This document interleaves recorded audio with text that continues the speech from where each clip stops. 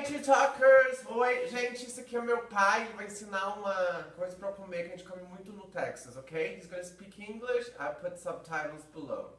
Ready, Dad? Ready, let's go. Go. Hello, it's your gringos in Canela, and today we're going to be making something that's kind of a finger food that's very common in Texas and also in Mexico. So it's a Tex Mex food, and it's called quesadillas. The first thing I want to do is just show the ingredients very quickly. And so what you start out with are flour tortillas, and these you can find in Brazil as well. And then we're going to be using cheese. This is cheddar type cheese. And then we have both tomatoes and red onions. And then we have cebolinha, and then also cilantro. And cilantro is something that some Brazilians like, but many Brazilians don't like it as well. So it's something that's optional, although it is something that really gives you a good flavor. So that's all for now, and then we're going to go over to the stove and we'll be cooking one. Okay, we're going to start making one of our quesadillas now. So you put just a little bit of butter in a warm skillet. It's not too hot. And then you brown the tortilla on one side. It'll probably just take a few seconds. You don't want to let it burn. You can kind of get an idea, see when it starts to bubble a little bit, that's when it's ready. So you turn it over and put it on the other side. And now we start adding the ingredients. Remember I said it was finger food, and so we use our fingers to do the preparation as well, and also to eat them.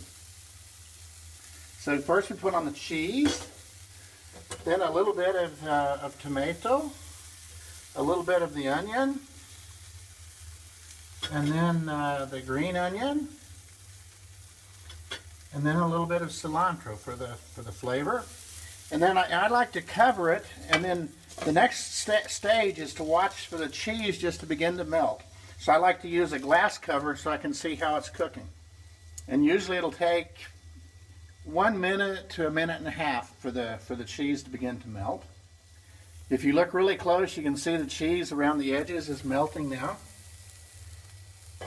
And so what we want to do is at this point, we've turned it over and turn it on it, make kind of a half moon like that. And then put it back, press it down a little bit, cover it. Now we're wanting all the cheese and everything to melt inside of it, so everything melts together. And at this stage, it's good to turn it over a couple of times so that it doesn't brown too much.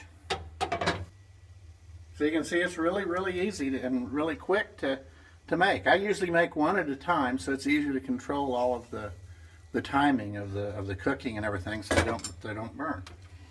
Turn it over one more time. Cover it back up, and that's it. We have our first quesadilla. So we take it over, and now we're going to cut it.